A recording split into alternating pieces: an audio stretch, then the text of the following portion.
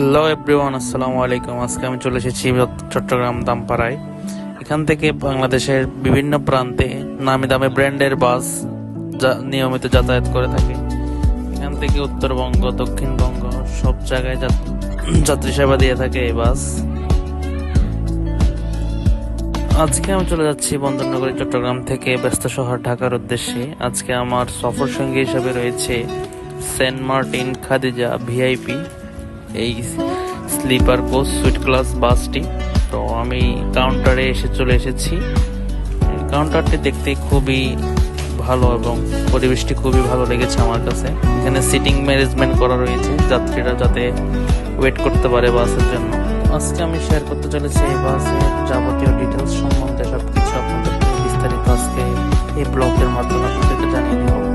তো চলুন আর দেরি না করে আমরা ভিডিওটি শুরু করি।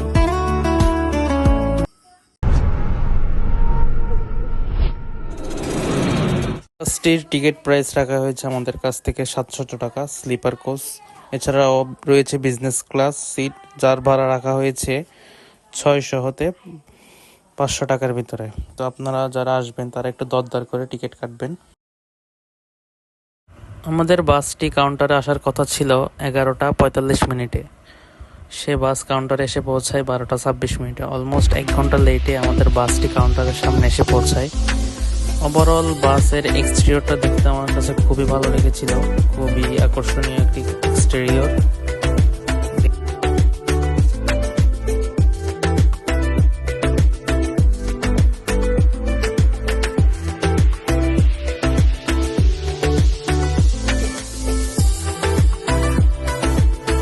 এখন সময় রাত 1:45 আর এখন আমরা অলংকার থেকে আমাদের গাড়িটি ছেড়ে যায় ঢাকার উদ্দেশ্যে।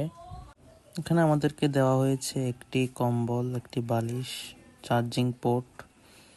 ওভারঅল বলতে গেলে গাড়ির সিটগুলো তেমন পরিষ্কার ছিল না, অপরিষ্কার। এখানে একটি বালিশ দেওয়া হয়েছে, একটি কম্বল দেওয়া হয়েছে এবং একটি চার্জিং পোর্ট ছিল সাথে।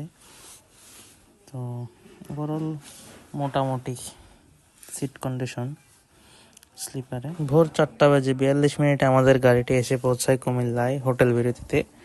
এখানে কুমিল্লা হোটেল বিরতি দেওয়া হয় Comilla hotel and restaurant, Comilla বিশ্ব রোডে অবস্থিত এই হোটেলটি। হোটেলের পরিবেশটি দেখতে খুবই সুন্দর। এখানে হয়তো নামি দামি কোনো ব্র্যান্ডের গাড়ি যাত্রা বিরতি করে না, যেগুলো মোটামুটি লোকাল যেগুলো গাড়ি রয়েছে এখানে হয়তো এখানে যাত্রা বিরতি করে। এখানে তেমন একটা কোনো ভিড় নেই, দেখতে পাচ্ছেন। যাত্রা বিরতি শেষে আমরা ভোর 5টায় ঢাকার উদ্দেশ্যে রওনা করি কুমিল্লা হোটেল বিরতি শেষ করে।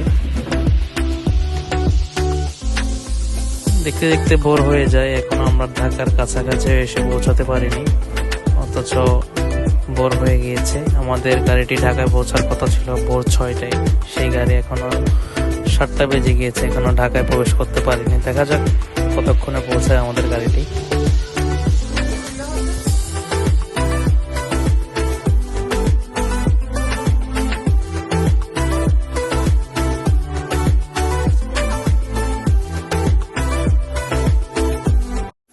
অবশেষে আমরা চলে আসি ঢাকার সায়দাবাদ বাস টার্মিনালে।